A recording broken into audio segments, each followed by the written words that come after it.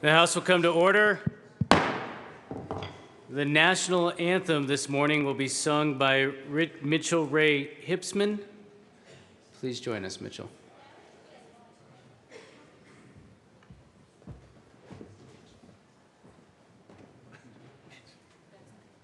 Whichever you want to do.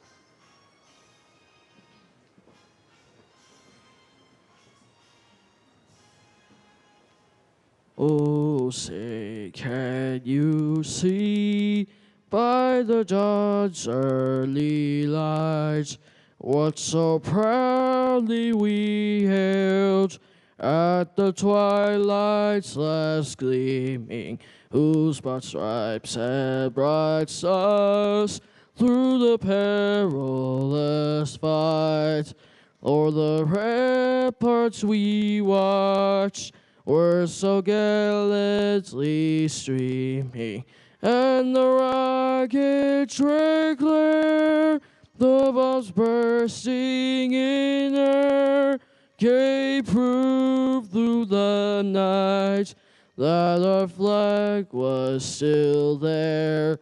Oh, say does that star-spangled banner yet wave o'er the land of the free and the home of the brave?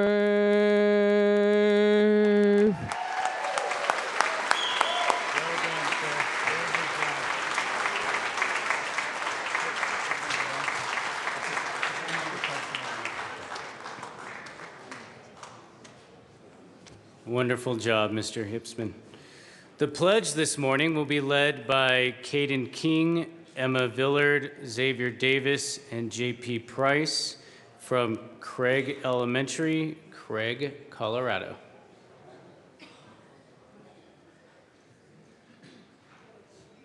Please join us in the pledge.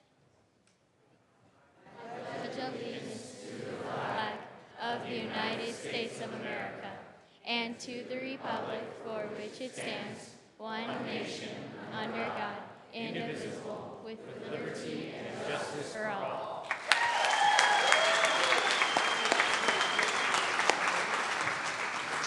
Mr. Kohler, please call the roll. Representatives Arndt. Thanks. Becker J. Becker K.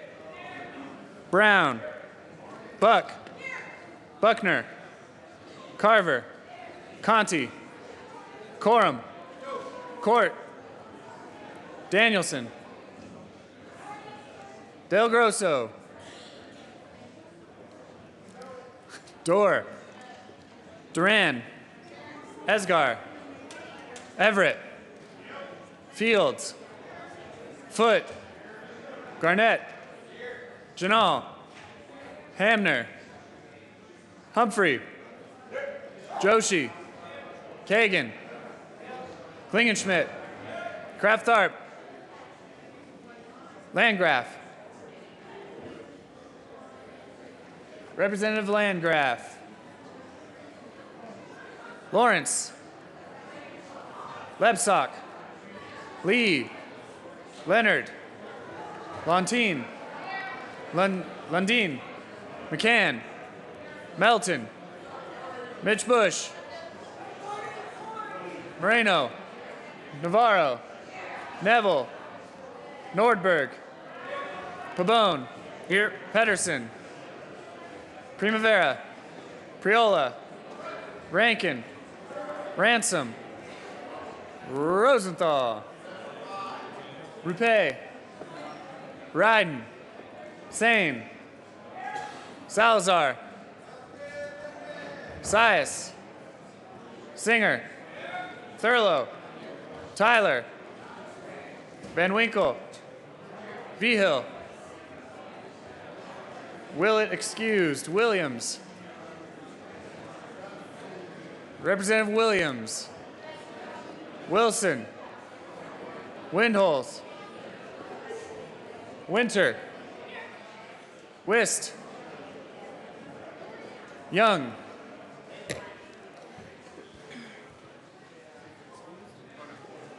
Madam Speaker. 64 and 1. With 64 members present, 1 excused, a quorum is present. Representative Winter. Thank you, Mr. Speaker Pro Tem. I move that the reading of the Journal of May 5th, 2016 be dispensed with and that be approved as corrected by the Chief Clerk. You have heard the motion that the journal be adopted as corrected by the Chief Clerk from Cinco de Mayo. All in favor say aye. All opposed say no. Motion passes. Representative Kagan.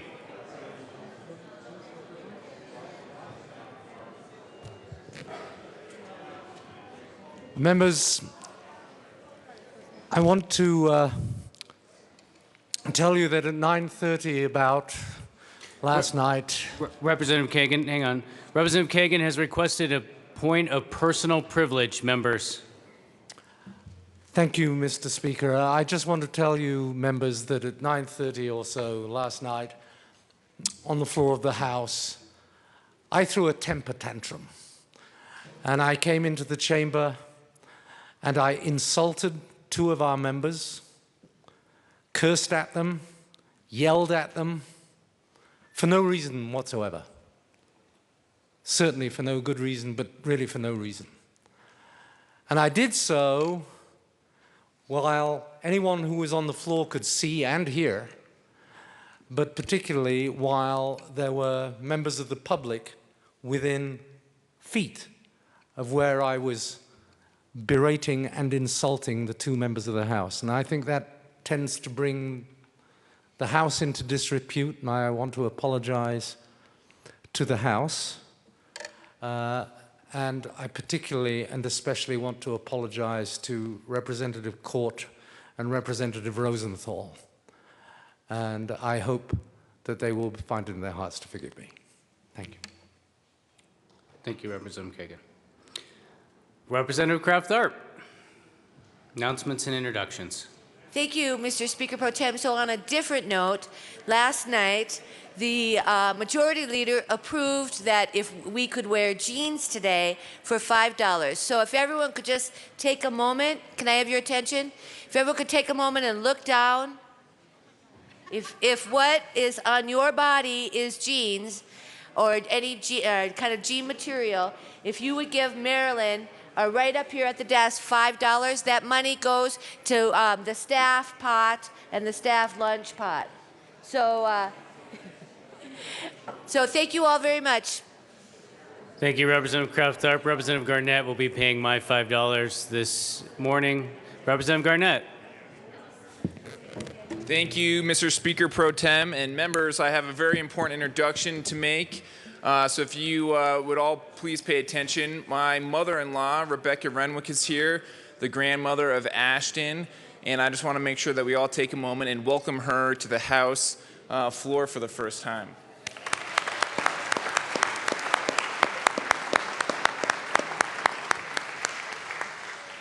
Welcome, Ms. Renwick. We have a beautiful family. Representative Rankin. Thank you, Mr. Chairman. You may have all noticed that the room is full of my kids this morning, the 5th grade, almost the whole 5th grade from East Elementary in Craig, Colorado.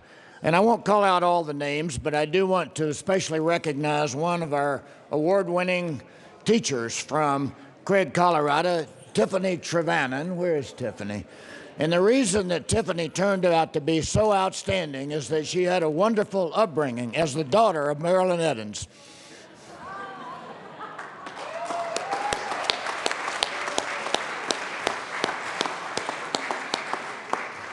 Representatives Pedersen and Lundin. Okay. That is correct. Thank you, Mr. Chair. Members, if we could get your attention just for a moment to celebrate the teachers that have made a difference in our lives.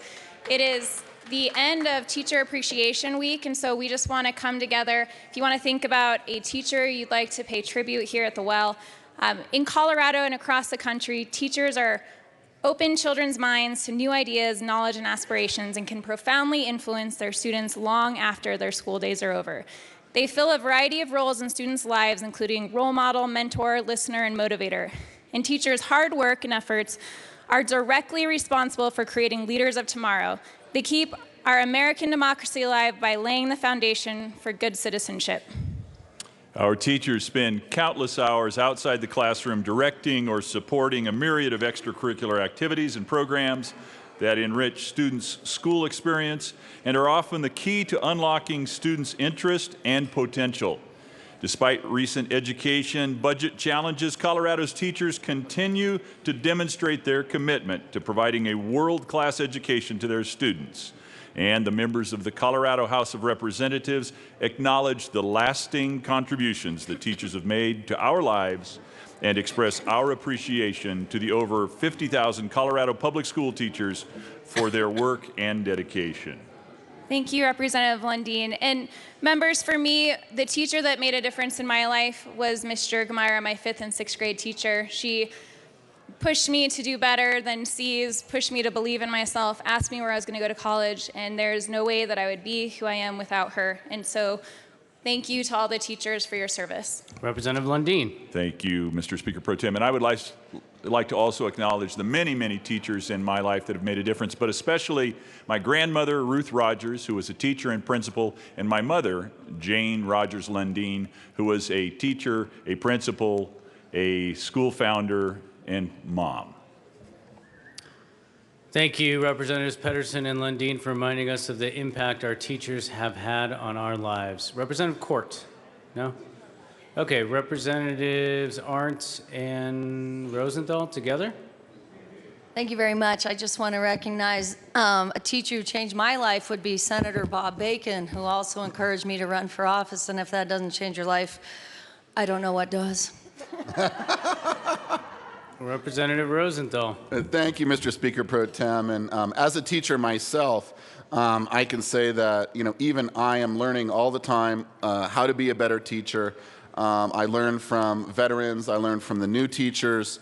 I learn from the principal. I learn from the students. I think it's important that we always, all of us, learn, and that we show that sense of humility also to our students. That while we are teachers, we're also facilitators in the classroom. And I also want to recognize somebody who really made me want to teach, and that is Eileen Brandt, who is probably this tall, and she came from Ireland in the 60s and really was a big fan of Kennedy. And I think that really inspired her, too, to a lifetime of service, which inspired me to a lifetime of service. So thank you very much, members. Representative Court? Representative Fields? And Klingenschmidt. All right, let's see what happens.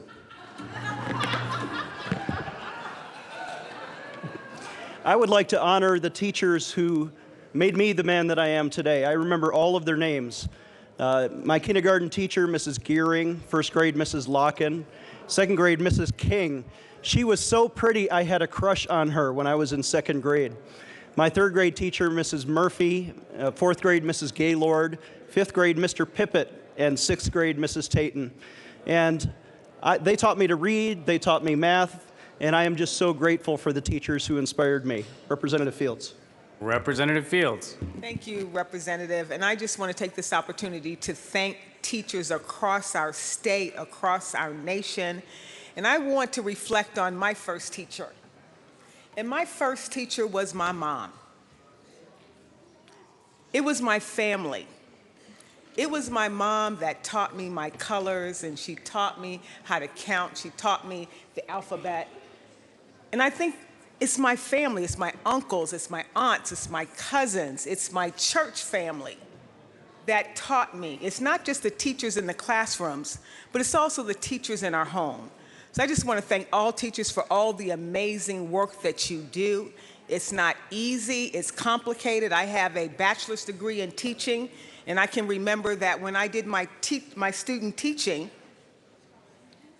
the hardest thing for me was managing the classroom environment, because that's what they didn't teach me when I was going to school. but I was able to learn that from my mentor in the classroom, and she taught me how to manage the classroom environment.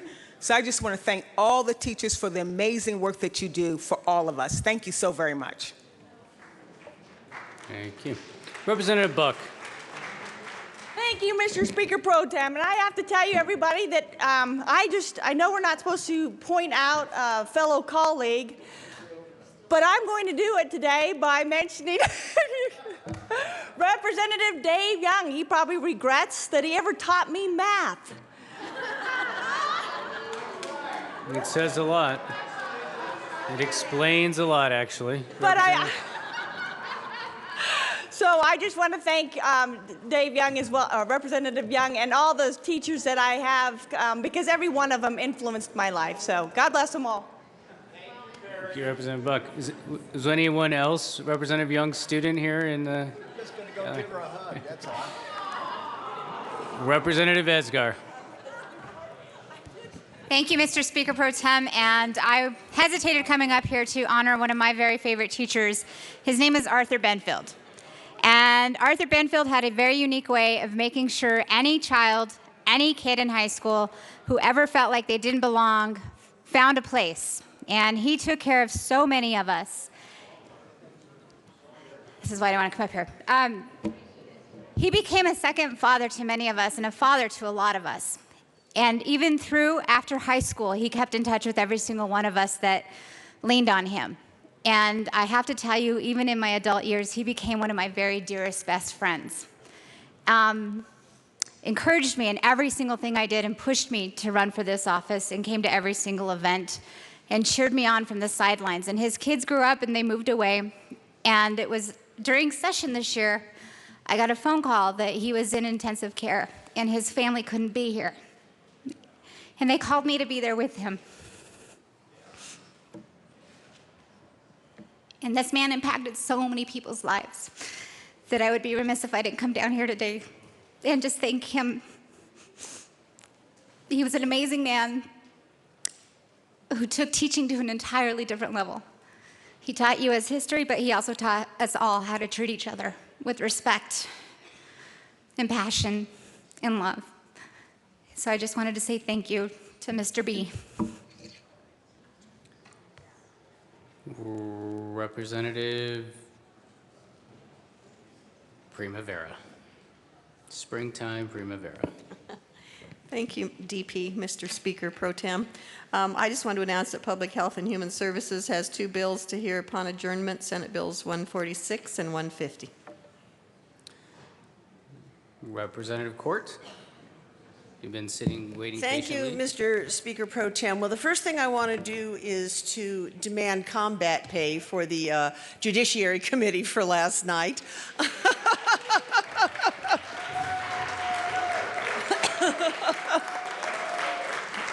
To our fearless leader, Representative Kagan, for...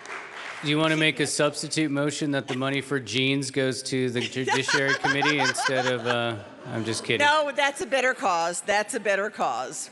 But I do need to announce for the Finance Committee, we will be meeting upon adjournment of the Public Health. So we'll do floor work, Public Health, and then the Finance Committee.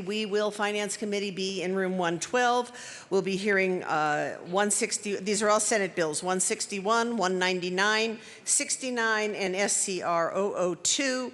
And for the lobby, we will not be hearing testimony on any of these bills. They have all already gone through committees of reference. Thank you. Representative Janal. Thank you, Mr. Speaker Pro Tem. I want to welcome the students and teachers of Fossil Ridge High School from Fort Collins. I believe they're sitting up there in the gallery. Let's give them a warm welcome.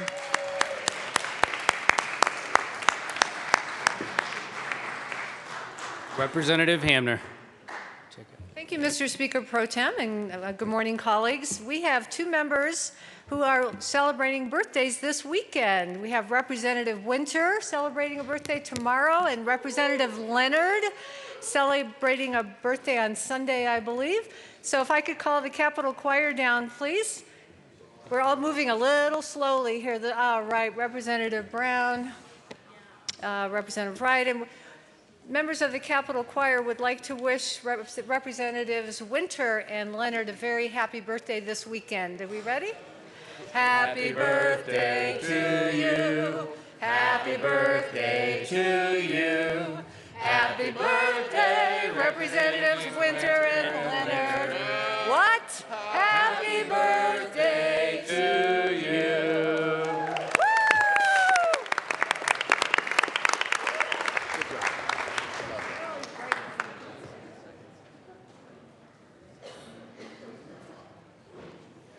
Representative Ryden? No. Further announcements and introductions. Seeing none, Madam Majority Leader. Thank you, Mr. Speaker Pro Tem and members. I did want to just thank the Hipsman family that was here this morning. Their son saying the Pledge of Allegiance, Mitch Hipsman.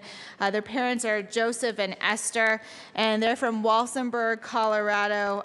Mitch is actually 13 years old and in 7th grade at the Peakview Elementary School and is in the Gifted and Talented program.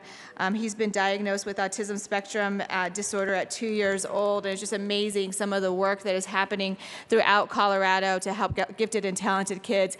They did have to leave, but I just want to commend them and thank them publicly for being here today to have Mitch sing the national anthem. Thank you, Madam Majority Leader. It was a wonderful presentation by Mr. Hipsman. Further announcements and introductions. Madam Majority Leader. No, we're doing HJR 100A. Madam Majority Leader. Thank you, Mr. Speaker Pro Tem. I move to proceed out of order for the consideration of Resolution HJR 1025 by Representative Ryden and Representative Sane. Seeing no objection, we'll proceed out of order for consideration of HJR 1025. Mr. Kohler, please read the title of House Joint Resolution 1025. HJR 1025 by Representatives Ryden and Sane, also Senator Marble, concerning honoring Gold Star families. Representative Ryden or Representative Sane. Thank you, Mr. Speaker Pro Tem. I move for the adoption of this resolution 1025 and ask that it be read at length. Whereas, since the Revolutionary War, more than 1 million American soldiers have died in battle and military conflicts. Their families, who have endured these losses and the accompanying grief, are known as Gold Star families. And whereas, named for the practice of families hanging service banners in the windows of their homes with a star for each family member in the armed forces, deep blue stars were displayed for each living member serving, and they were replaced with gold if their loved one lost his or her life serving our country and protecting our freedom. And whereas Grace Darling Siebold founded the American Gold Star Mothers in 1928, her son George was serving in World War I, and while he was abroad, she channeled her worry into visiting hospitalized veterans. When the letters from her son stopped arriving and she learned of his death, she took action in her grief and with a group of mothers established American Gold Star Mothers Incorporated. And whereas since 1936, Gold Star Mother's Day has been honored through presidential proclamation as the last Sunday of each September. And whereas the acts of heroism and the stories of courage of each fallen soldier are forever remembered in the minds and hearts of their families.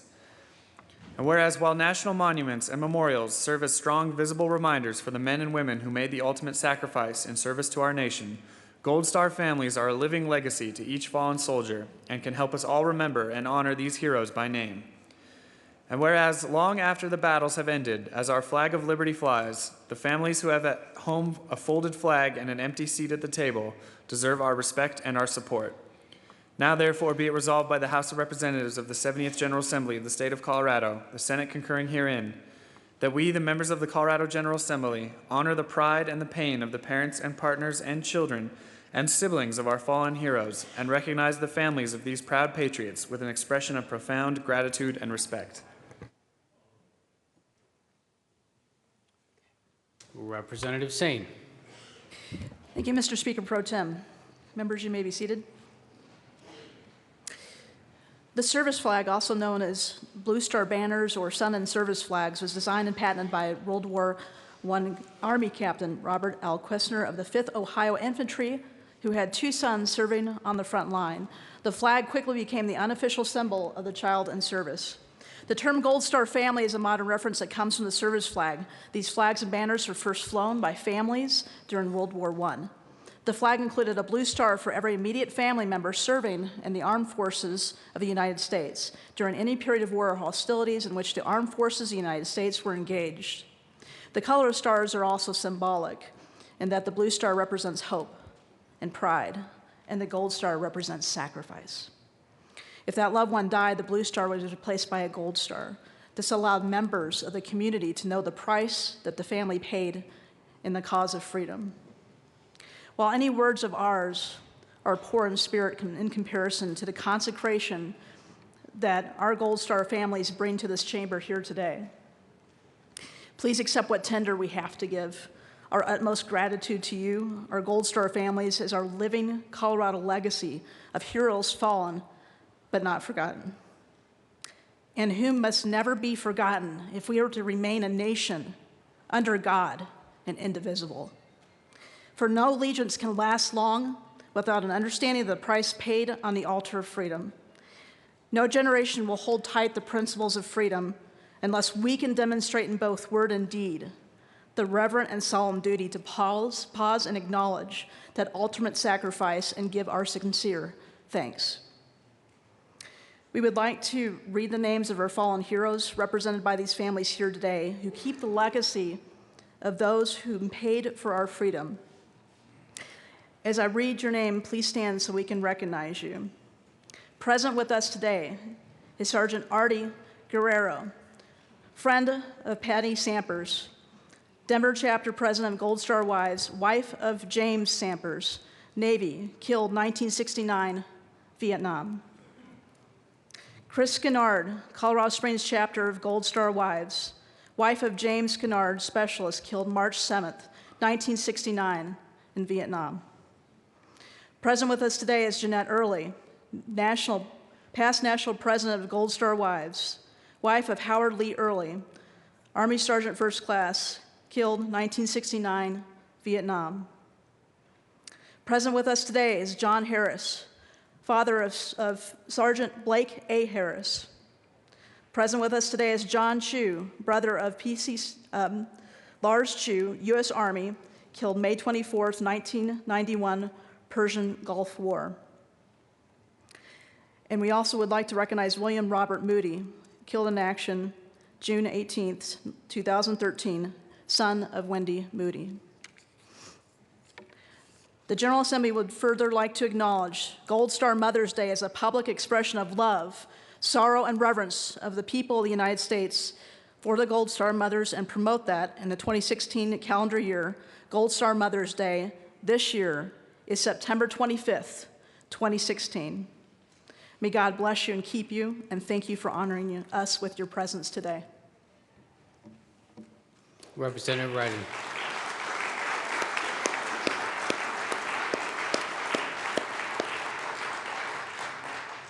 Representative Ryden. Thank you, Mr. Speaker Pro Tem, and members. In my 8th and final year in the House, I just want to say that one of the best things that has happened to me is getting to know our veterans.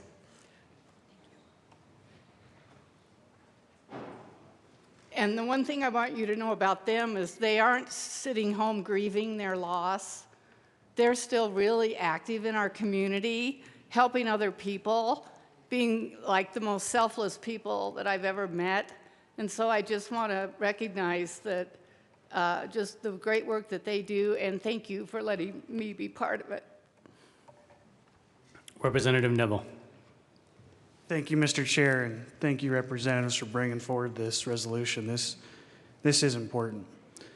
But most of all, thank you to the Gold Star families.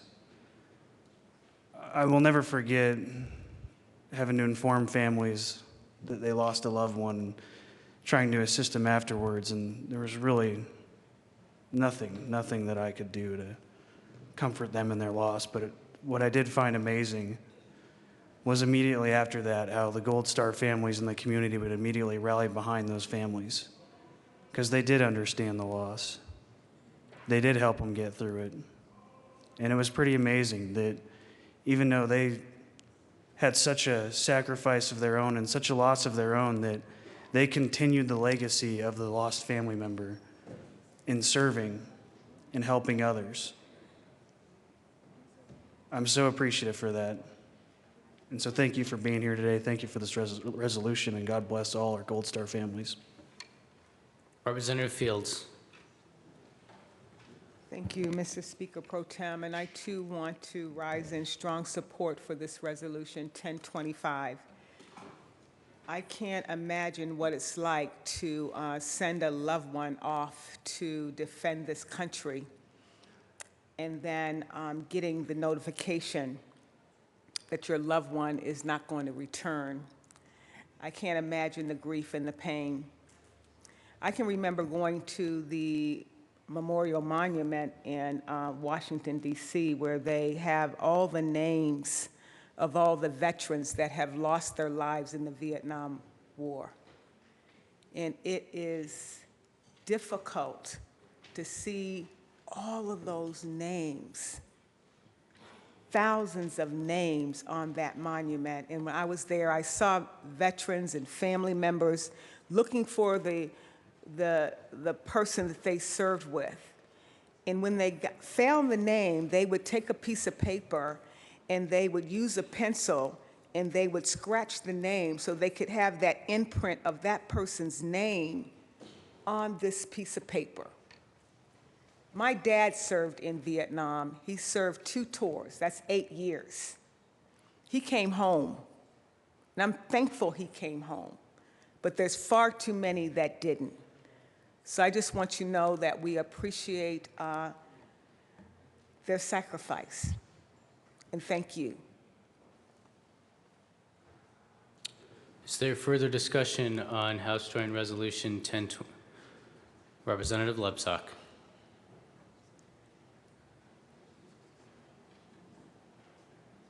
Members, it's particularly difficult for some of us who actually served during wartime and survived because we live with that guilt.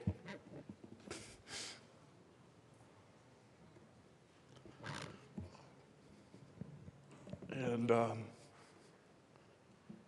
so resolutions like this are difficult for us. And I probably wouldn't have spoken unless a colleague asked me to. But we're grateful for the service of our veterans and to the families of the veterans who passed away, the Gold Star mothers and Gold Star families. Thank you. Thank you for allowing your men and women to serve. And I ask for a yes vote on HJR 16-1025. Representative Esgar. Thank you, Mr. Speaker Pro Tem. I think many of you know Pueblo is named the Home of Heroes for a reason. We had 4 Medal of Honor recipients. And I just had a brief moment to talk with Sergeant Blake Harris's dad. Blake Harris was from Pueblo, and I knew him. He was friends with a lot of great kids that I had the honor of teaching and being a part of their lives. And when Blake was killed, the entire community rallied. And we really truly showed that we are the home of heroes. And he and his mom had been working on getting a skate park designed before he was deployed. And preceding his death, we have named that skate park after him because he was such a great, great young man and inspired many. And I want to thank his father for being here today and thank him for his son. Is there any further discussion on House Joint Resolution 1025? Seeing none, the question before us is the passage of House Joint Resolution 1025. Seeing no objection to a voice vote, all those in favor say aye. Aye. Those opposed say no. House Joint Resolution 1025 is passed. Representative Sane.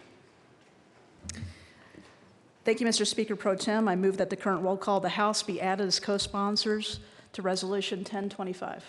Seeing no objection, the current roll call will be added as co-sponsors to House Joint Resolution 1025. Representative Sane. Thank you, Mr. Speaker Pro Tem. I further request that we have a 5-minute recess so we can greet our heroes here on the floor today. The House will be in a brief recess so we can greet our Gold Star families and heroes.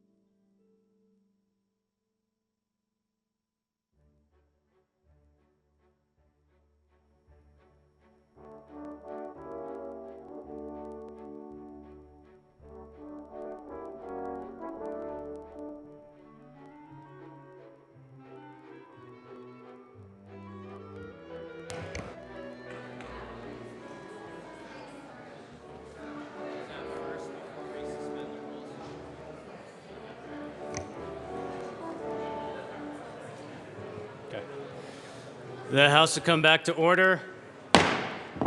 Message from the Senate. Mr. Speaker Pro Tem, the Remainder Senate. of the message will be printed in the Journal. Introduction of resolutions. Senate Joint Resolution 34 by Senators Lambert and Grantham, also Representatives Carver and Lawrence, concerning the designation of the United States Highway 24 from mile marker 298 in Manitou Springs to mile marker 283 in Woodland Park as the Specialist Rob Lee Nichols Memorial Highway. Madam Majority Leader. Thank you, Mr. Speaker Pro Tem. I move to suspend the rules for the immediate consideration of SJR 34. Seeing no objection, the rules will be suspended as requested by the Majority Leader. Mr. Kohler, please read the title, the House Senate Joint Resolution 34. SJR 34 by Senators Lambert and Grantham, also Representatives Carver and Lawrence, concerning the designation of United States Highway 24 from mile marker 298 in Manitou Springs to mile marker 283 in Woodland Park as the Specialist Rob Lee Nichols Memorial Highway. Madam Assistant Minority Leader. Thank you, Mr. Speaker Pro Tem. I move SJR 16-034 and ask that it be read at length.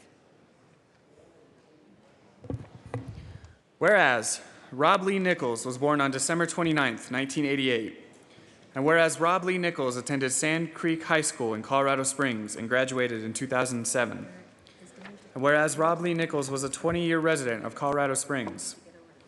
And whereas Specialist Nichols enlisted in the United States Army in 2010 and was initially assigned to Fort Stewart, Georgia. And whereas Specialist Nichols served 2 deployments during his short U.S. Army career, the first in Iraq and then in Afghanistan. And whereas Specialist Nichols was killed in action by a suicide bomber on July 23, 2013, near Sultan Kale in Afghanistan while on patrol. And whereas Specialist Nichols received a Bronze Star and a Purple Heart for his actions serving our nation. And whereas Specialist Nichols now rests with his heroic veteran brothers in the Evergreen Cemetery in Colorado Springs. And whereas Specialist Nichols left behind a mother, father, biological father, brother, half-sister, and grandparents, all of southern Colorado, who loved him dearly. And whereas Specialist Nichols was an amazing young man, as evidenced by the many friends he left behind.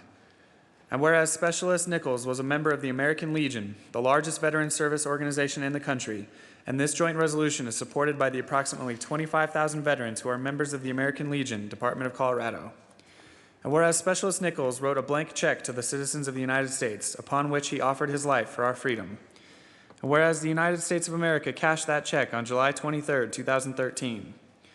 And whereas Specialist Nichols was full of life, laughter, and love for his God, family, brothers in arms, and country, and loved to travel our beautiful state, and frequently drove Highway 24 visiting the western regions. And whereas it is only fitting that Specialist Nichols' bravery and love of country and his fellow man be recognized, so that we may never forget his sacrifice to our great nation. Now, therefore, be it resolved by the Senate of the 70th General Assembly of the State of Colorado, the House of Representatives concurring herein, that the portion of United States Highway 24 from mile marker 298 to mile marker 283, from Garden of the Gods through Manitou Springs, Cascade, and Green Mountain Falls, Colorado, to Woodland Park, Colorado, be renamed the Specialist Rob Lee Nichols Memorial Highway.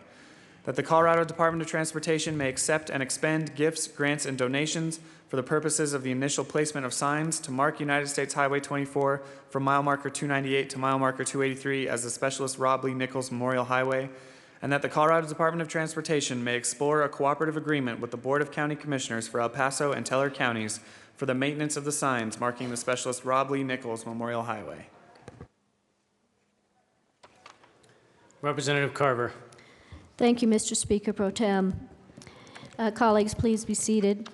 Specialist Rob Lee Nichols enlisted in the United States Army in 2010 and served 2 overseas tours. The first tour was in Iraq, beginning in March 2011, and his second tour was in Afghanistan, beginning in February 2013. He gave his life for his country on July 23, 2013, during duty on patrol, and we honor his service and his life. Madam Assistant Minority Leader. Thank you, Mr. Speaker Pro Tem. Unfortunately, I didn't have the honor to know Rob, but from what I've learned about him, he was someone whose motto was "Go Big," and was loved by everyone that he knew. He was a fan of the outdoors. He loved playing ice hockey and snowboarding. And when I read a little bit about him, it makes me think of my kids, because those are things that they both enjoy. Of course, my daughter's the ice hockey player. But having just honored Gold Star families, to have another memorial and a highway that I travel every time I go to the southern part of my district, and be able to see that name on the highway every time I come and go. We'll have a special meeting on this one. And I just want to recognize all those young men and women who volunteered. And Rob made the ultimate sacrifice for our country. And I think that's something that, I know we talk about it every day, but I think it's something we need to think about and really recognize. And when we see men and women in uniform, take a moment, thank them. Thank their families, because even if they come home whole, their families worry about them every moment they're gone. So the fact that we have men and women who volunteer to provide the life that we all enjoy on a daily basis, I'm glad that we have a moment to honor them and specifically honor Rob Nichols. Is there further discussion on Senate Joint Resolution 34 honoring Specialist Rob Lee Nichols? Seeing none, the question before us is the passage of Senate Joint Resolution 34. All those in favor say, seeing no objection to a voice vote, all those in favor say aye. Aye. Those opposed say no. Senate Joint Resolution 34 is passed. Madam Assistant Minority Leader. Thank you, Mr. Speaker Pro Tem. I move that the current roll call be added as co-sponsors. Seeing no objection, the current roll call will be added as co-sponsors to Senate Joint Resolution 34. Madam Assistant Minority Leader. Thank you, Mr. Speaker Pro Tem. I'd just like to take a moment to introduce the family and friends of Rob's who are here to join us today. Madam Assistant Minority Leader, let's take a brief recess so you can make those introductions. House will be in a brief recess. Thank you. Please proceed. We have Bob Ribisi, Rob's father, Sons of the American Legion. Donna Ribisi, Rob's mom, Auxiliary American Legion. Chad Ribisi, Rob's brother, Sons of the American Legion. Kayla Cooker, if I mispronounce it, I'm sorry. Chad's fiance. Tim Moore, Rob's uncle, American Legion Post 209, Army. And Leanna Moore, Rob's first cousin. Representative Carver. Thank you, Mr. Speaker Pro Tem. We are also honored to have with us today Jay Bowen, retired Army Chief Warrant Officer, 3 incoming American Legion State Commander. Jackie Bowen, American Legion Auxiliary President. Mike Barger, Army retired, incoming American Legion Post 209 Commander. Kathy Barger, incoming American Legion Auxiliary President. Dennis Waters, Army, American Legion Post 209. And Tom Hopner, United States Air Force. Please welcome our guests.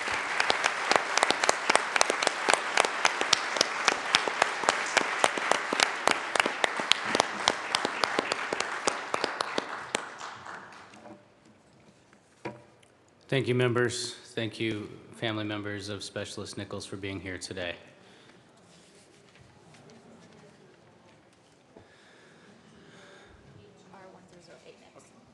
House will come back to order. Madam Majority Leader. Thank you, Mr. Speaker Pro Tem. I move to proceed out of order for consideration of Resolution 16-1008. Mr. Kohler, please read the title of House Resolution. Seeing no objection, the House will suspend the rules as requested by the Majority Leader. Mr. Kohler, please read the title of House Resolution 1008. H.R. 1008 by Representative Durand concerning changes to House Rule 27A regarding the sponsorship of bills. Madam Majority Leader. Thank you, Mr. Speaker Pro Tem. I move H.R. 1008 and do not ask that it be read at length. Is there further discussion on House Resolution 1008? Mr. Minority Leader. Thank you, Mr. Speaker Pro Tem. Members, this is basically clarifying some House rules as well. We had another resolution that came through earlier this week. This basically just codifies practice when it comes to adding joint prime sponsors on bills. It's something that basically there isn't a whole lot of language in the statute around how we add joint co-primes, and so this basically puts it in the statute. So with that, I'd urge an aye vote. Representative Everett. Thank you, Mr. Speaker Pro Tem. I move L001 and ask to be displayed. L001 has been moved and is properly displayed. Representative Everett with the bold move of amending or attempting to amend H.R. 1008. Please proceed. Thank you, Mr. Speaker Pro Tem. So basically what's happened, there's sort of a little glitch in this amendment, or actually in this rule. So the speaker or someone can actually designate a Senate sponsor without their permission. So this just says that it's not permissive, they actually have to get permission. So it's a little tweak to make sure that doesn't happen. Further discussion on L001. Mr. Minority Leader. Thank you, Mr. Speaker Pro Tem. Representative Everett brought this amendment to me earlier, and that makes sense. Currently, now you don't really ever get added as a co-prime without them asking you and getting your permission, but I guess there's nothing in the statute that actually says that they actually have to do that. Yes, that's current practice, but there's nothing in statute, and since we're clarifying language, I would urge support. Madam Majority Leader.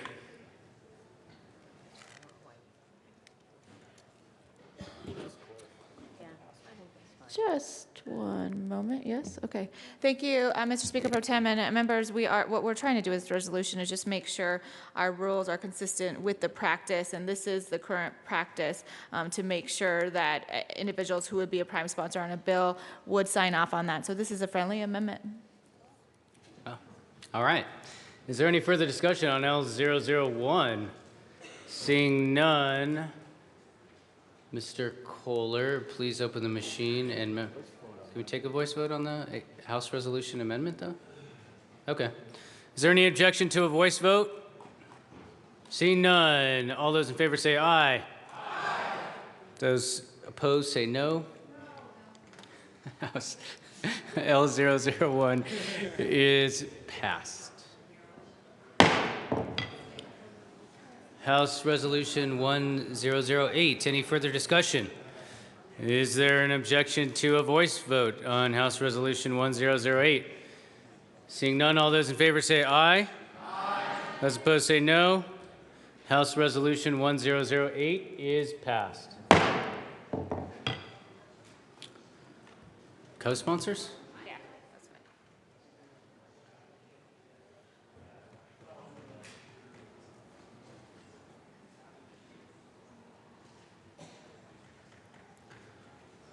Close the machine. Madam Majority Leader. Thank you, Mr. Speaker Pro Tem. I think that takes us to third reading. Next order of business is third reading, final passage of bills. Mr. Kohler. Madam Majority Leader. This is starting to become a tradition. I move to lay over House Bill 1454 until Monday, May 9th. Seeing no objection, House Bill 1454 will be laid over as requested by the Majority Leader. Mr. Kohler, please read the title of House Bill 1465. House Bill 1465, Representatives Duran and Becker J. Also Senators Ulibarri and Cook, concerning modifications to the Colorado Low-Income Housing Tax Credit in connection with extending the period during which the Colorado Housing and Finance Authority may allocate low-income housing tax credits. Madam Majority Leader. Thank you, Mr. Speaker Pro Tem. I move for the passage of House Bill 1465 on third reading and final passage. Seeing no objection, the question before us is the passage of House Bill 1465 on third reading and final passage. Seeing no further discussion, Mr. Kohler, please open the machine and members proceed to vote.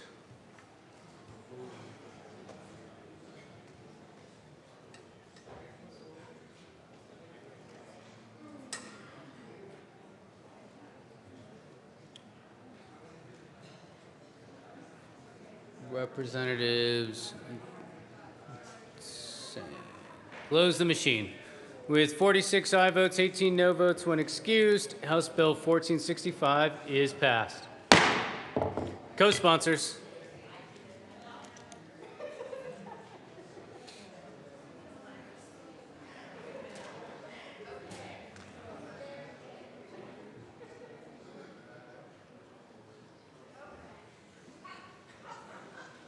Close the machine.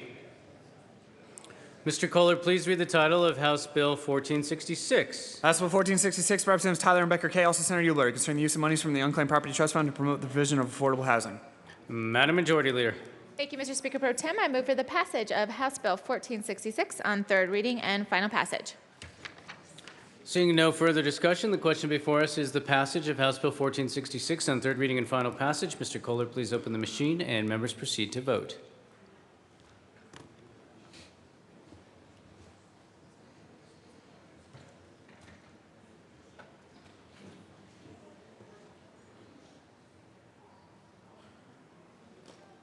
Close the machine. With 37 aye votes, 27 no votes, 1 excused, House Bill 1466 is passed. Co-sponsors.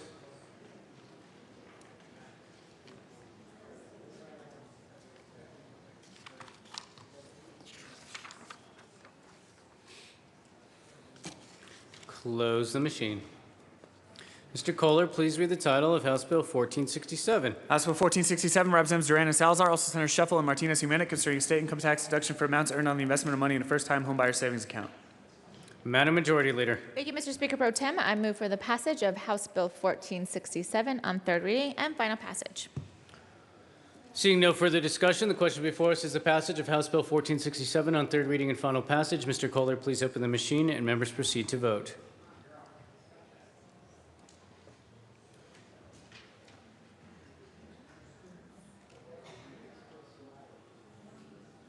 Close the machine. With 50 aye votes, 14 no votes, 1 excused, House Bill 1467 is passed. Co-sponsors.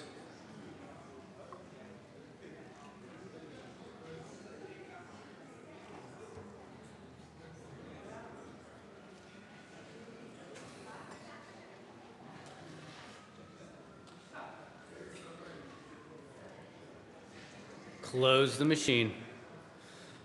Mr. Kohler, please read the title of House Bill 1462. House Bill 1462, Representative Hollinghorst, also Senators Guzman and Jean, concerning modification of the provisions enacted in House Bill 1155 to authorize combining full-time equivalent employment of the Lieutenant Governor and the State Chief Operating Officer.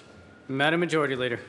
Thank you, Mr. Speaker Pro Tem. I move for the passage of House Bill 1462 on third reading and final passage.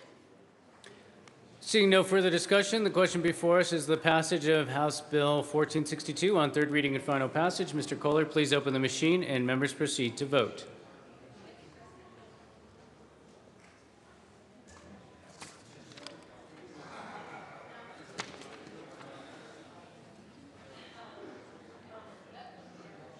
Close the machine. With 64 aye votes, 0 no votes, 1 excused, House Bill 1462 is passed. Co-sponsors.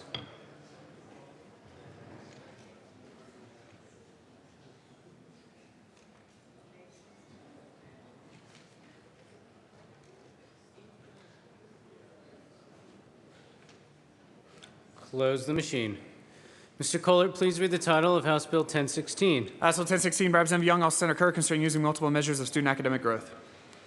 Madam Majority Leader. Thank you, Mr. Speaker Pro Tem. I move for the passage of House Bill 1016 on third reading and final passage.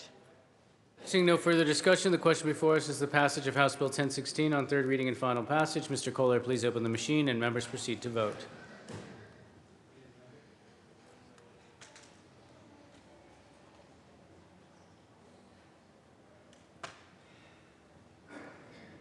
Close the machine. With 33 aye votes, 31 no votes, 1 excused, House Bill 1016 is passed. Co-sponsors.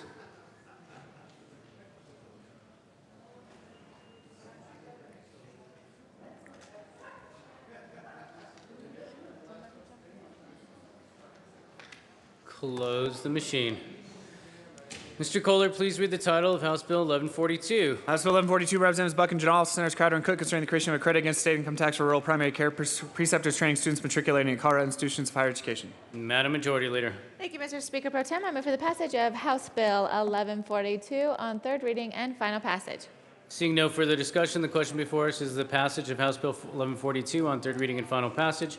Mr. Kohler, please open the machine and members proceed to vote.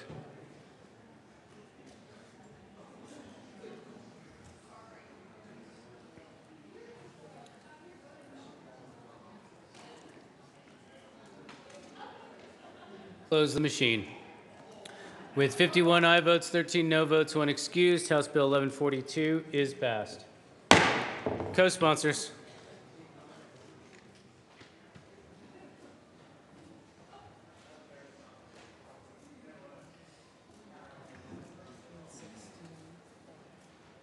Close the machine.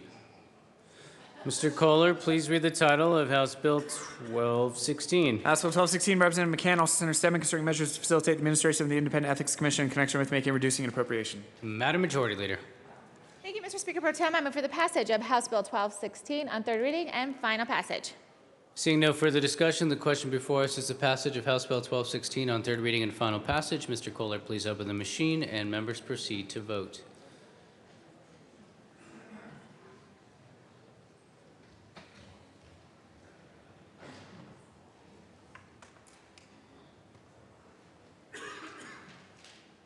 Close the machine. With 34 aye votes, 29, oh, sorry. Did you close the machine, Mr. Kohler? I did.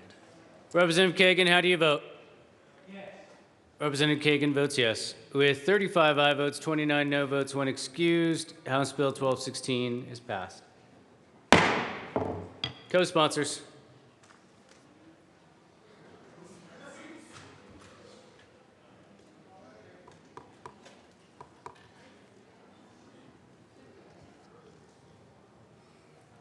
Close the machine. Mr. Kohler, please read the title to House Bill 1447. House Bill 1447, Representative Edgar Senator Garcia, concerning 2016-17 state fiscal year general fund transfer of the Colorado State Fair Authority cash fund to improve the Colorado State Fair's horse show arena area and in connection with making an appropriation. Madam Majority Leader. Thank you, Mr. Speaker Pro Tem. This one is for Pueblo. I move for the passage of House Bill 1447 on third reading and final passage. For Pueblo, the question before us is the passage of House Bill 1447 on third reading and final passage. Mr. Kohler, please open the machine, and members proceed to vote for or against Pueblo.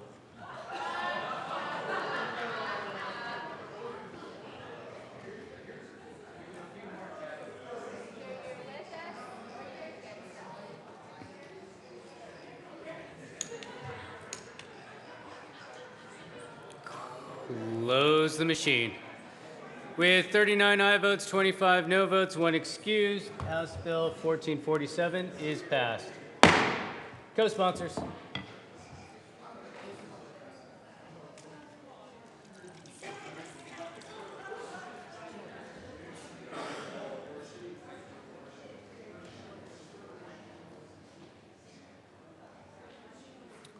Close the machine.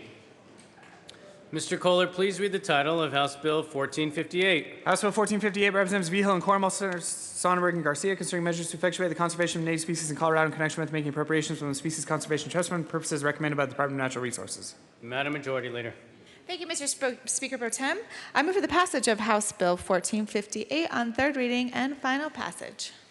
Seeing no further discussion, the question before us is the passage of House Bill 1458 on third reading and final passage. Mr. Kohler, please open the machine, and members proceed to vote.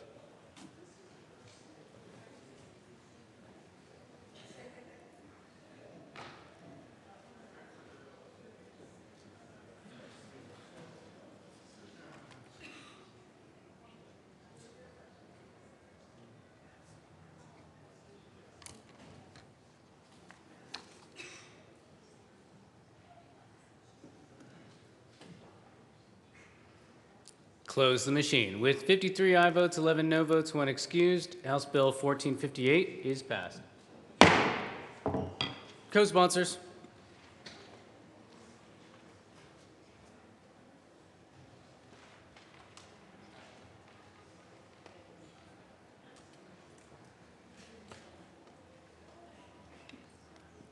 Close the machine.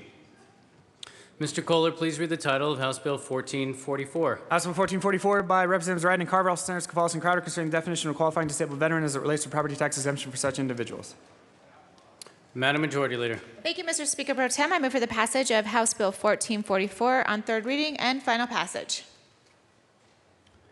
Seeing no further discussion, the question before us is the passage of House Bill 1444 on third reading and final passage. Mr. Kohler, please open the machine, and members proceed to vote.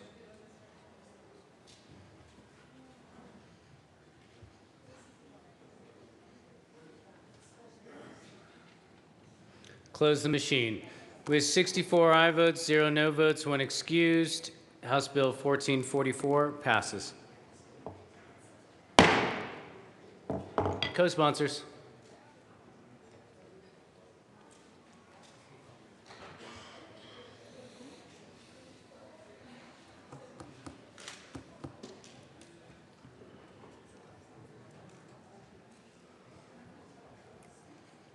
Close the machine.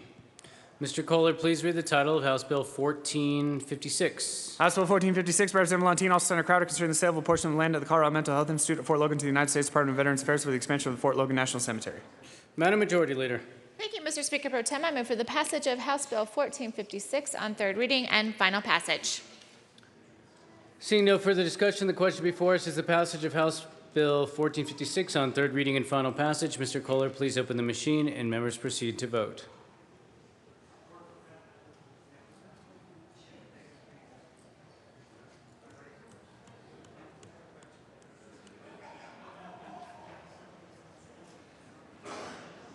Close the machine. With 64 aye votes, 0 no votes, 1 excused, House Bill 1456 is passed. Co-sponsors.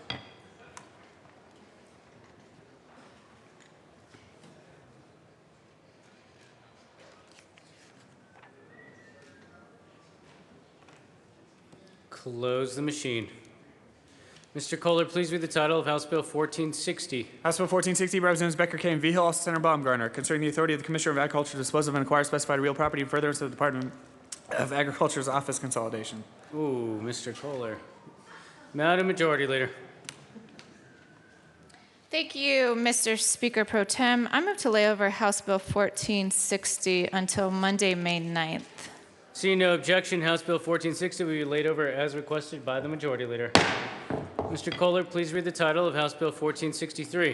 House Bill 1463, Representatives Moreno and Joshi, also Senators Kerr and Hill, concerning the option for certain public schools to charge for breakfast after the bell for a student who is not eligible for free or reduced cost lunch under the National School Lunch Program.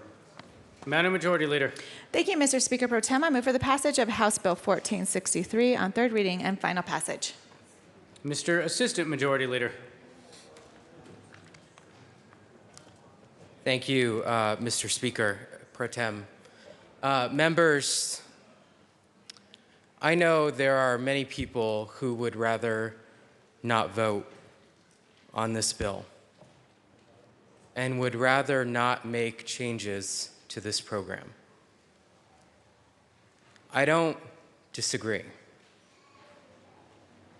But I hope that all of you understand that the only thing we have in this building is our word. And I made a promise. When we couldn't reach an agreement on changes to this program last year, I told Representative Joshi, I told the Education Committee that if we could craft a narrow compromise that kept the integrity of the program and made it financially sound for the long term, that I would push for that compromise. Sometimes things aren't easy in this building. I love this program. It is the thing I am most proud of that I've done in my time at the Capitol. But sometimes you have to make hard decisions.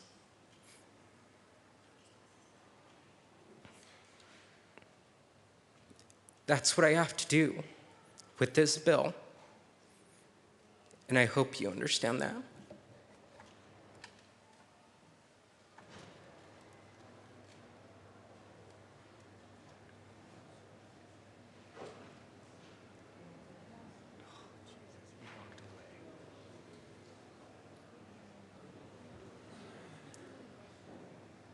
Is there any further discussion on House Bill 1463?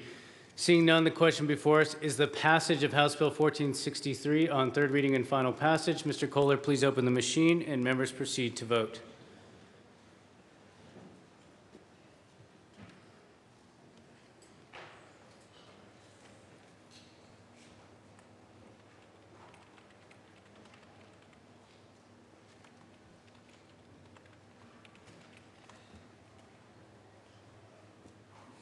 Close the machine. With 51 aye votes, 13 no votes, 1 excused, House Bill 1463 is passed. Co-sponsors.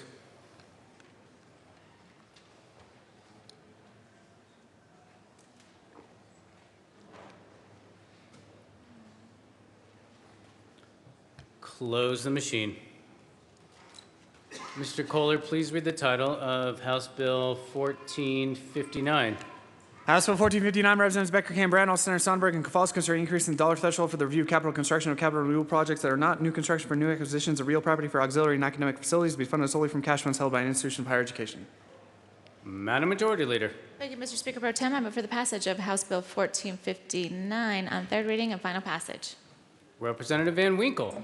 Thank you, Mr. Speaker Pro Tem. Members, this bill came and went yesterday with little discussion, and it was late at night, so I just wanted to review some of the aspects of it because it appears to be a very technical, small change.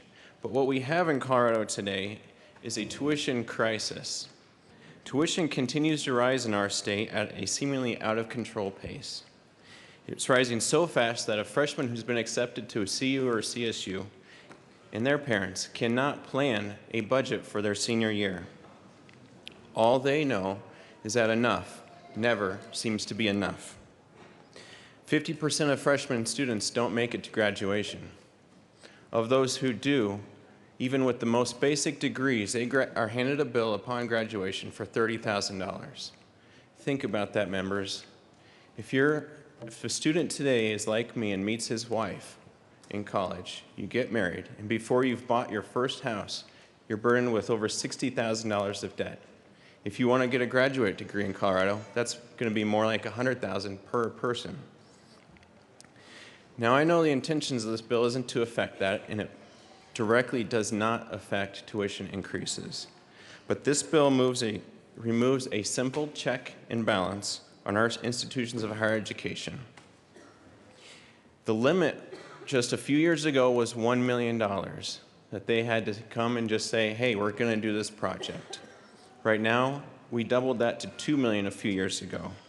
This bill doesn't propose to double it or triple it or quadruple it. This bill proposes to increase that limit to $10 million.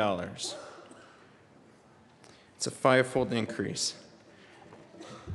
It's not the worst bill of the year by any means, and it directly won't have any impact on tuition. However, I don't think it's too much to ask for a state institution before they spend $10 million to come before us and just give us a heads up. Thank you, Mr. Speaker Pro Tem, and I do have great respect for the bill sponsors. Thank you. Representative Becker Kay. Thank you, Mr. Chair, and thank you, Representative Van Winkle, for actually giving this bill some real thought. This bill does not have an impact on tuition. Institutions of higher education come to the Capital Development Committee when they are spending their own money that they've raised privately, when they are spending money from rent on student dorms, to say, are we allowed to spend our own money to fix these toilets? I'm not kidding you. They said, we've got a whole bunch of toilets to fix at Williams Village, and we've raised money to do that. Can we spend it? And we thought, you know, we're taking a lot of their time and a lot of our time, and by doing that are leading to the mismanagement of projects that slow projects down, cause extra spending. We thought that they shouldn't come to us so often because honestly, the Capital Development Committee pretty much never says no. It's a nice check-in, and we'll still have that check-in at $10 million and above, but we were going for in the Capital Development Committee efficiency in government programs and the ability to have cost savings and project delivery efficiencies by not requiring them to come check in with us so much when they are spending their own money. Rental on student dorms, rental for the restaurants that are on campus, that money, the money that they've raised privately. And yes, sometimes it can be student fees, but it is in their best interest to manage these projects efficiently, and we will still be providing a check on these projects, just not at such a low threshold that really interrupts efficient delivery. So I ask for an aye vote on House Bill 1459. Representative Priola. Thank you, Mr. Speaker Pro Tem. Members, if you're not familiar with Boulder, Williams Village are the tallest buildings when you drive into the city because they don't fall under the city of Boulder's height limits because they're state property. This bill is directly related to that. They are doing a lot of refurbishing and remodeling, and those are, you know, 2 skyscrapers basically in Boulder, and the cost of doing that is going to be above $2 million. The cost of fixing up older properties is constantly increasing. This is flexibility for higher ed to manage their affairs, manage state property as they see without having to come through a perfunctory checkoff from the legislature every time they need to spend their own money. This is good government. I rise in support. Representative Carver.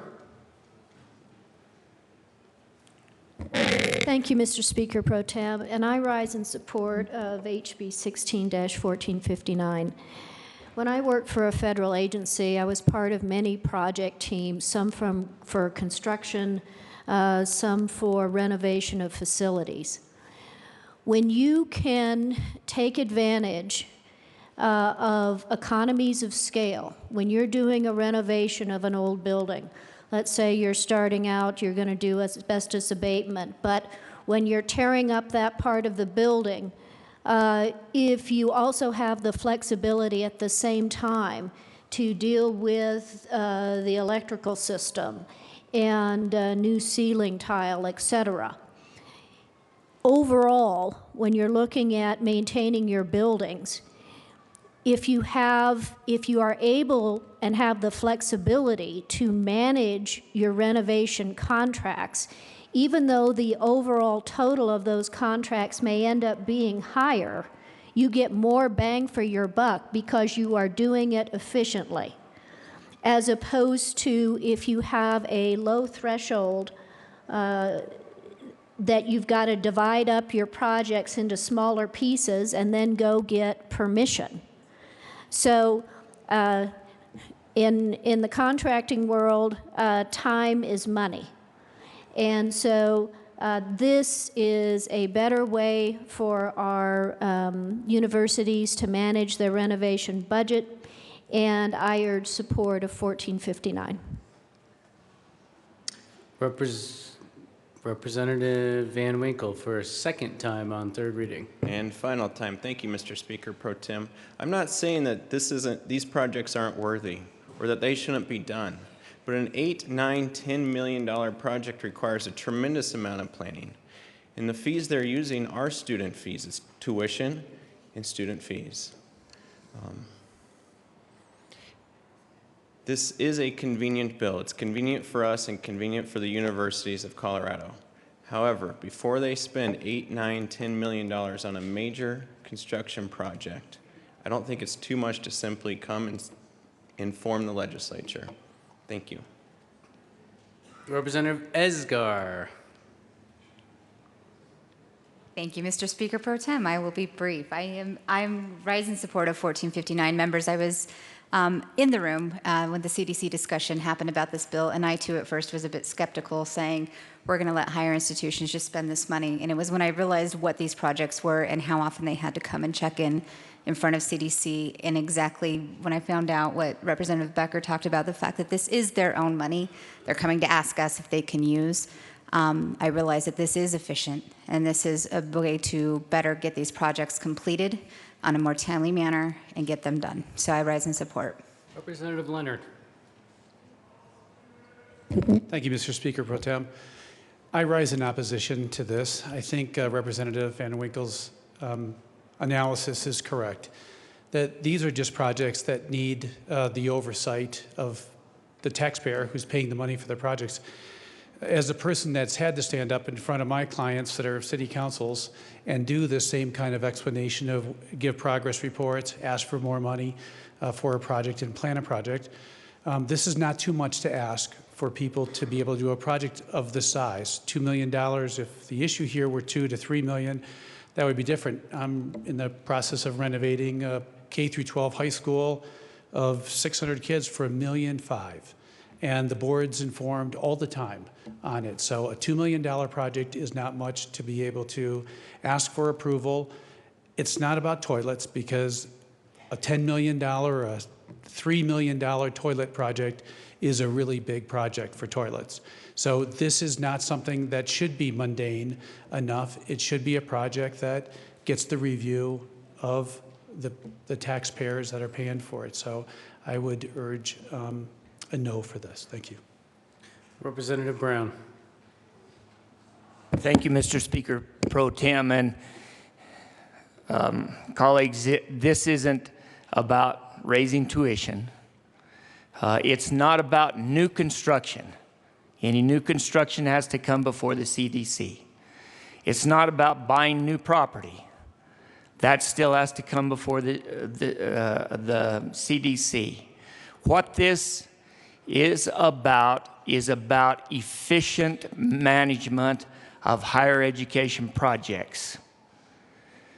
Now, right the way it is now, there are many of these projects that they have to hold back on. They can't go ahead and take care of them when they need to. They have to wait until we meet, which during the off season is maybe every 6-8 weeks at the best. And they need to go ahead and be able to do these projects. And I would, you know, I'm a businessman. I'm a sheep herder. I'm a sheep rancher. But I hire sheep herders. And I don't tell those sheep herders how to herd the sheep. I expect them to get it done. And I expect higher education folks, the managers of these higher education folks, to get it done without having to come to me every time and ask me if it's all right. So I would ask for a yes vote on this bill. Thank you. Representative Rupe. Thank you, Mr. Speaker Pro Tem and members.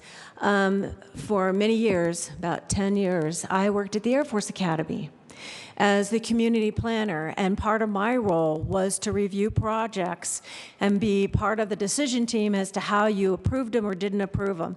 In many cases, we saw the exact same efficiencies that we're talking about attaining by raising this level on these individual projects. The Air Force Academy was built at approximately the same time as some of the CU buildings were built. And some of the renovations go beyond what you can see on the surface of the front of the wall. It could be, like as Representative Carver had mentioned, the electrical system or an asbestos fine, or you have to remove a whole building, a whole wall, in order to mitigate it because of water and plumbing. Sometimes these things, when they're bundled, are much, much more efficient in cost savings. If we had to review every one of these projects, we would actually be losing hundreds of thousands of dollars in delays in demobilizing the folks that were there for construction and then remobilizing them. The efficiencies gained by passing this bill will be enormously helpful for our higher ed. And again, it's paid for by cash funds. And then many of them, contributions, donations, and such, that are raised by their endowments that are participating in this process. So I urge very strongly, I vote on 1459. Thank you. Seeing no further discussion on House Bill 1459, the question before us is the passage of House Bill 1459 on third reading and final passage.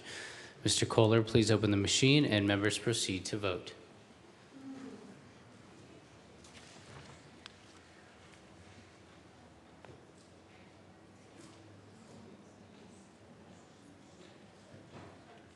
Close the machine. We had 51 aye votes, 13 no votes, 1 excused. House Bill 1459 is passed. Co-sponsors.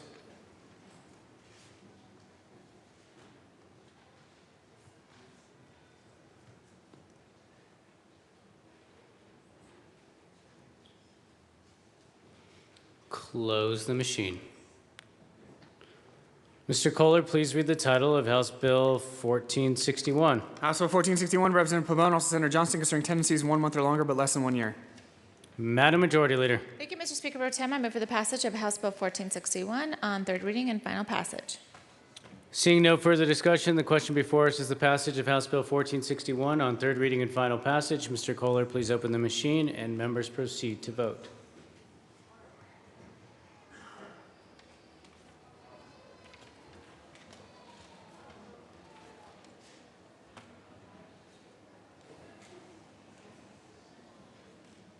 Close the machine. With 38 aye votes, 26 no votes, 1 excused, House Bill 1461 is passed. Co-sponsors.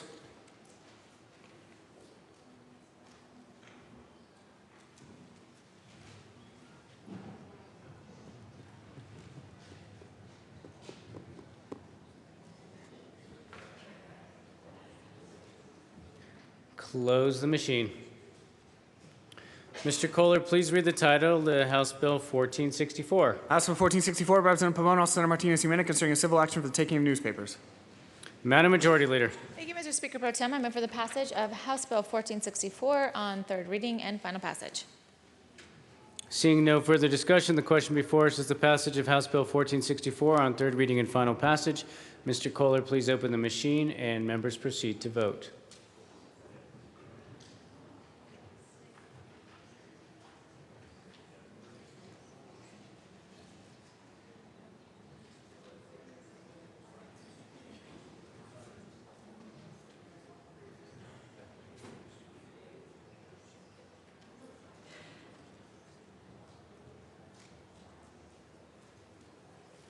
Close the machine. With 34 aye votes, 30 no votes, 1 excused, House Bill 1464 is passed. Co-sponsors.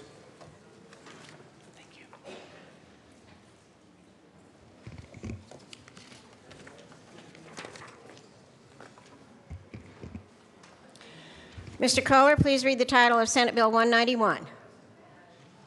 Senate Bill 191 by Senator Stebbins, also Representative Rankin, concerning marijuana research funded by the Marijuana Tax Cash Fund in connection with making an appropriation. Madam Majority Leader. Thank you, Mr. Speaker. Madam Speaker, I move for the passage of Senate Bill 191 on third reading and final passage. Just snuck right up there, aren't you? You sure did. The question before us is the passage of Senate Bill 191. Representative Pabon. Mr. Speaker Pro Tem. Thank you. Thank you, Madam Speaker. Madam Speaker, I move L003 and ask that it be displayed. Properly moved and properly displayed. Thank you, Madam Speaker and members. And Representative Pabon, even though we can accept substantive amendments on third reading, you still need to ask for permission. So would you please, that motion would be in order. Thank you, Madam Speaker, for the reminder. So I move for permission to add a third reading amendment. The motion is for permission to add a third reading amendment on Senate Bill 191. Discussion, please proceed. Representative Pabon. Thank you, Madam Speaker. And members, this was an amendment I had intended to bring forth yesterday, but in the excitement of helping to pass the bill, I totally forgot.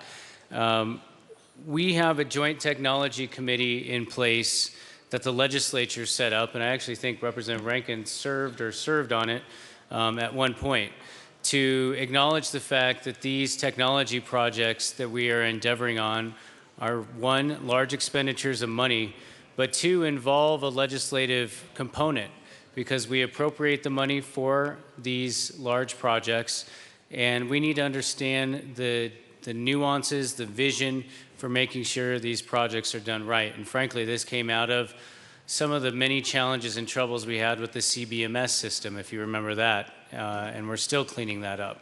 So what this says is that the governor's office will engage in data sharing and coordination. That's in the bill right now. But this says you got to do some consultation with the legislative branch, and that's the Joint Technology Committee. I think it is a friendly amendment. I'll let Representative Rankin speak to that. But I think it's important to have the legislature as part of this conversation when we're spending millions and millions of dollars in this type of endeavor. Representative Rankin. Thank you, Madam Chairman. This is a JBC bill. It requires concurrence of JBC members because since our bills are unanimous, and we do consider this a friendly amendment, at least the House members, so I'm confident that we have approval. So I do ask for a yes vote. Thank you, Representative Rankin, and that's a $2 fine for the Madam Chair. So, is there further discussion on permission for a third reading amendment on Senate Bill? Let's see, Senate Bill 191. Seeing none, Mr. Kohler, please open the machine and members proceed to vote.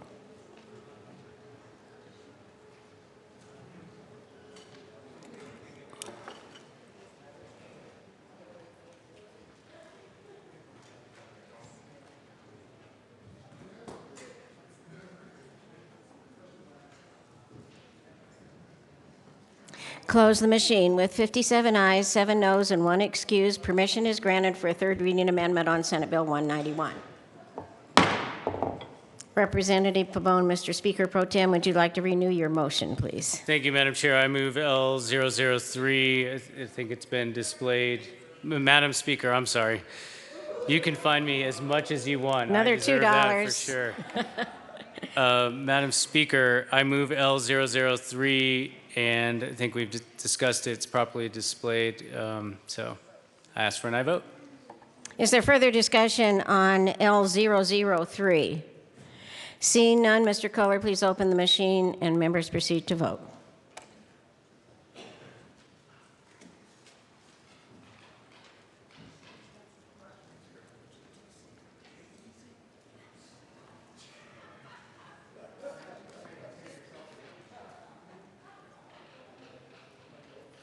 Close the machine. With 64 ayes, no noes, and 1 excused, L003 to Senate Bill 191 is passed. Mr. Assistant Majority Leader. Thank you, Madam Speaker. I move for the passage of Senate Bill 191 as amended. The question before us is the passage of Senate Bill 191 as amended. Seeing no discussion, Mr. Kohler, please open the machine and members proceed to vote.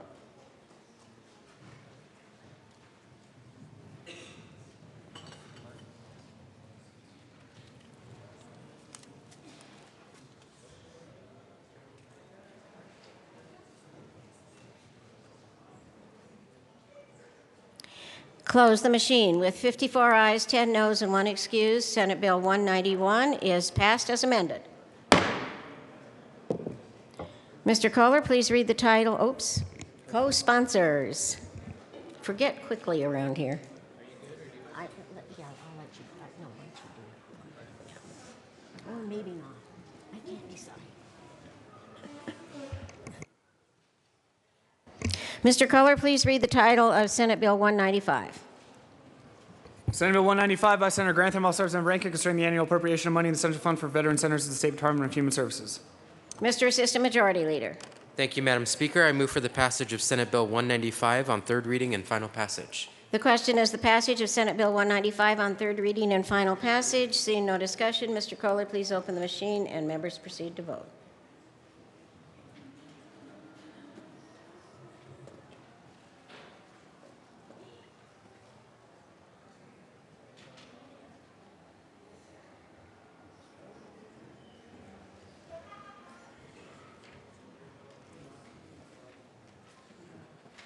Close the machine. With 64 ayes, no noes, and 1 excused, Senate Bill 195 is passed.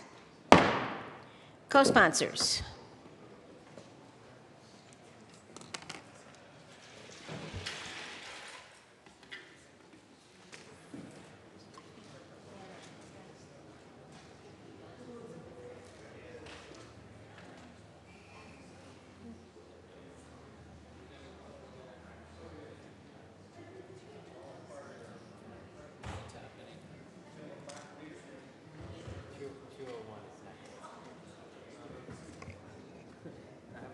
Close the machine. Mr. Kohler, please read the title of Senate Bill 201. Senate Bill 201 by Senator Grantham, also Representative Young, concerning revising the child welfare funding mechanism. Mr. Assistant Majority Leader. Thank you, Mr. Speaker Pro Tem. I move for the passage of Senate Bill 201 on third reading and final passage.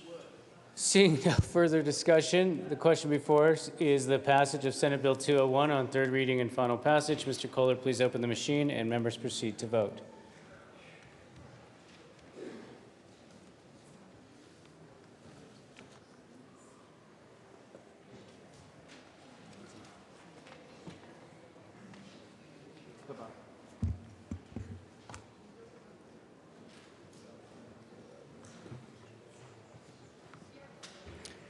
Close the machine. With 64 aye votes, 0 no votes, 1 excused, Senate Bill 201 is passed. Co-sponsors.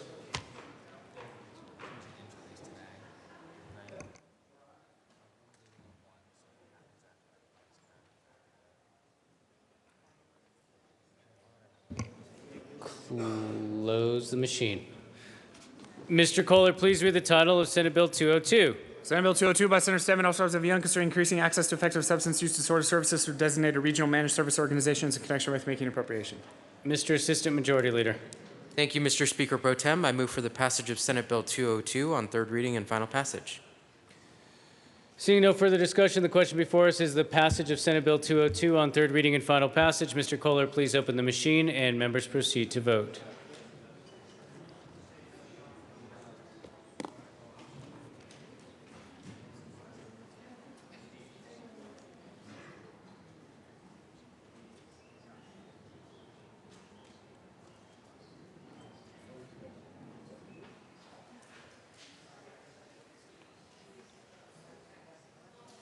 Close the machine.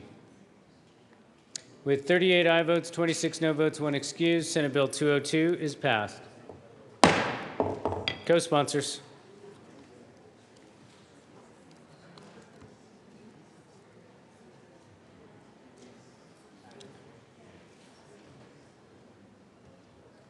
Close the machine.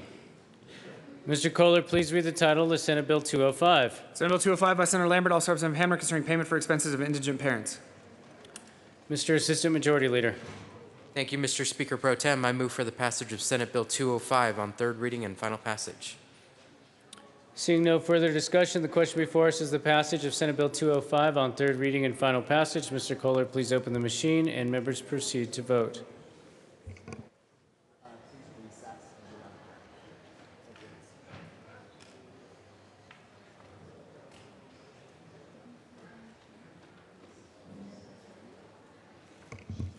Representative Tyler.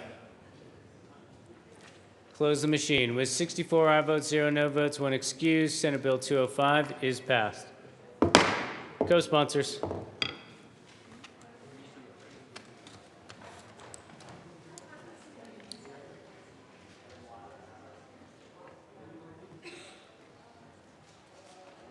Close the machine. Mr. Kohler, please read the title of Senate Bill 38. Senate Bill 38 by Senator Aguilar, also Representatives Young and Size, concerning measures to promote the transparency of community center boards in connection with making certain community center boards subject to performance audits undertaken by the state auditor and making all community center boards subject to the Colorado Local Government Audit Law. Mr. Assistant Majority Leader. Thank you, Mr. Speaker Pro Tem. I move for the passage of Senate Bill 38 on third reading and final passage. Seeing no further discussion, the question before us is the passage of Senate Bill 38 on third reading and final passage. Mr. Kohler, please open the machine and members proceed to vote.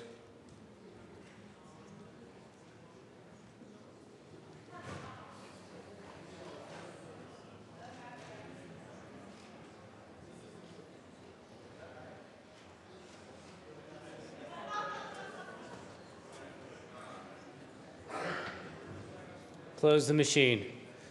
With 63 aye votes, 1 no vote, 1 excused, Senate Bill 38 is passed. Co-sponsors.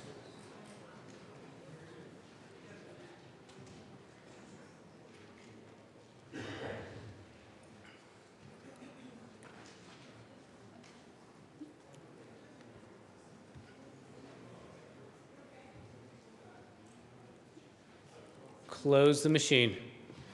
Mr. Kohler, please read the title of the Senate Bill 116. Senate Bill 116 by Senator Johnston, also Representatives Lee and Lebsaw, concerning the creation of an alternative simplified process for the sealing of criminal justice records other than convictions in connection with making appropriation. Mr. Assistant Majority Leader. Thank you, Mr. Speaker Pro Tem. I move for the passage of Senate Bill 116 on third reading and final passage. Seeing no further discussion, the question before us is the passage of Senate Bill 116 on third reading and final passage. Mr. Kohler, please open the machine and members proceed to vote.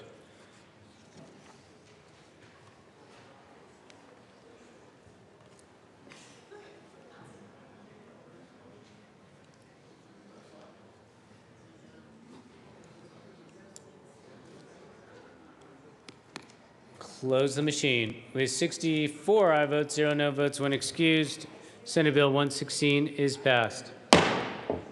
Co-sponsors.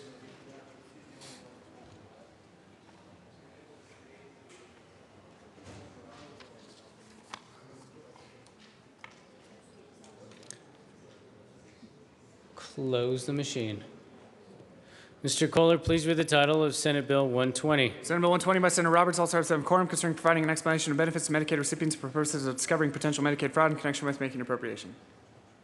Mr. Assistant Majority Leader. Thank you, Mr. Speaker Pro Tem. I move for the passage of Senate Bill 120 on third reading and final passage. Question before us is the passage of Senate Bill 120 on third reading and final passage. Seeing no further discussion, Mr. Kohler, please open the machine and members proceed to vote.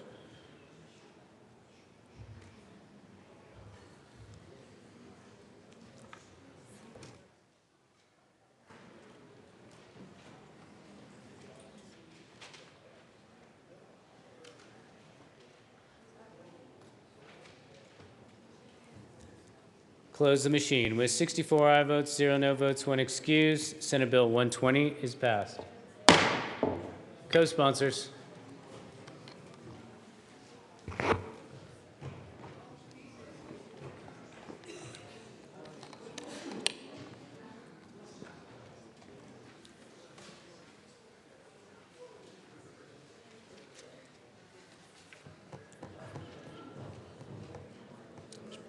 Close the machine. Mr. Assistant Majority Leader. Thank you, Mr. Speaker Pro Tem. I move to proceed out of order for consideration of Senate amendments to House bills. Seeing no objection, we shall proceed out of order as requested by the Assistant Majority Leader to consideration of Senate amendments to House bills. Mr. Kohler, please read the title to House Bill 1368. House Bill 1368, Representative Tyler, also Senator Martinez-Jimenez, concerning the codification of current practice for the management of records of governmental agencies. Representative Tyler. Thank you, Mr. Speaker Pro Tem. I move that we accept the amendments from the Senate. I will interpret that as a motion to concur with Senate amendments. Please explain the amendments. Representative Tyler. Thank you. Well, the Senate figured they had to do something, so there's a sort of a review committee on this, an advisory board. So instead of saying there'll be an advisory board with some important people on it, they say there'll be an advisory board with 22 different categories of the people that should be there. They felt they had to do something, so I go along with that. Ask for an aye vote. The question before us is to concur with Senate amendments to House Bill 1368. Mr. Kohler, please open the, seeing no further discussion, Mr. Kohler, please open the machine and members proceed to vote.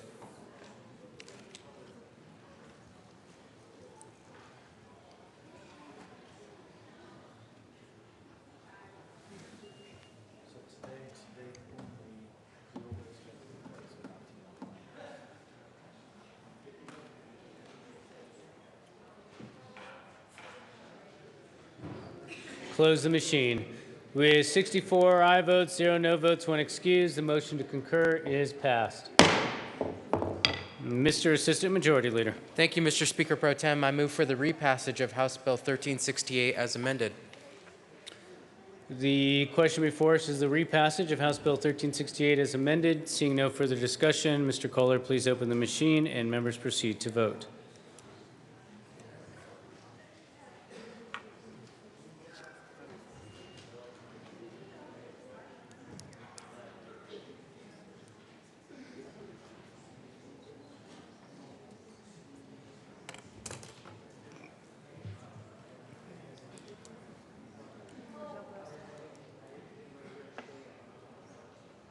Close the machine. With 39 aye votes, 25 no votes, 1 excused, House Bill 1368 is repassed. Co-sponsors.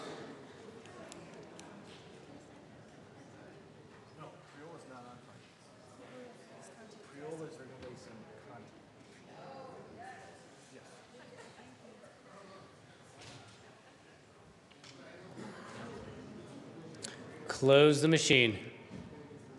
We are now on announcements and introductions.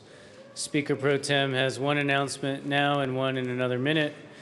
First announcement is that Representative Kraft-Tharp will replace Representative Pedersen on the Public Health Committee today and today only. Another announcement coming in fresh off the desk. The Finance Committee, Representative Priola will replace Representative Conti for today and today only on finance. Representative Court. Thank you, Mr. Speaker Pro Tem. So with these changes, we will be able to have both the Public Health and the Finance Committee meeting concurrent immediately upon adjournment. And Well done, Representative Court. And thank you for Representative Conti and Minority Leader Del Grosso working that out, and we will welcome Representative Priola back to the Finance Committee, so that will be nice for our final meeting of the Finance Committee.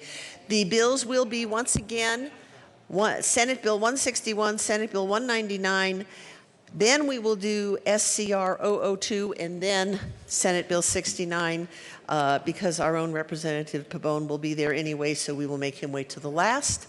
And thank you, Representative Court.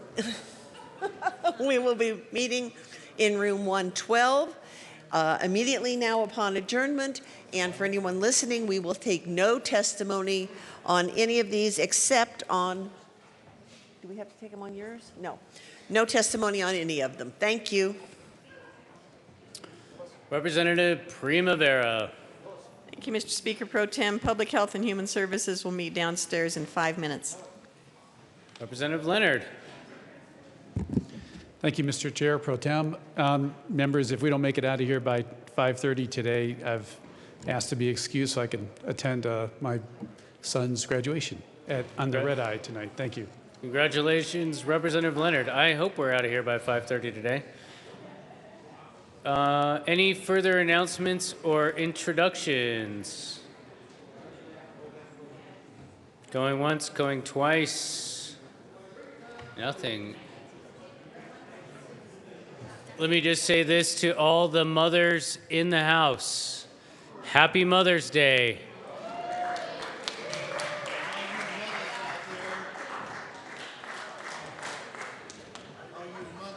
Representative Ryden now has something.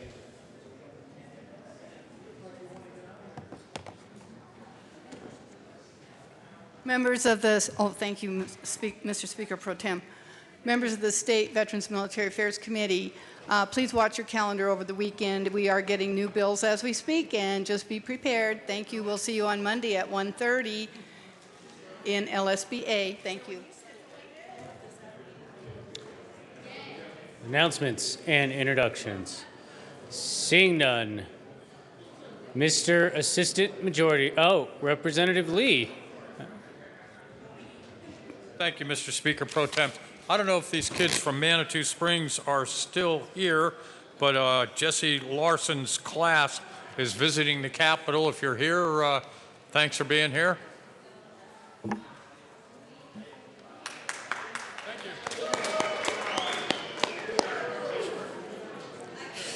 Mr. Assistant Majority Leader.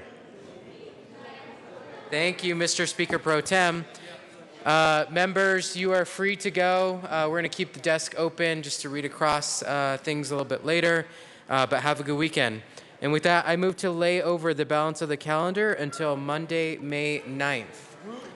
The balance of the calendar will be laid over until Monday, May 9th, as requested by the Assistant Majority Leader. Mr. Assistant Majority Leader. Thank you, Mr. Speaker Pro Tem. I move the House stand in recess until later today at 1:30 p.m. The House will stand in recess.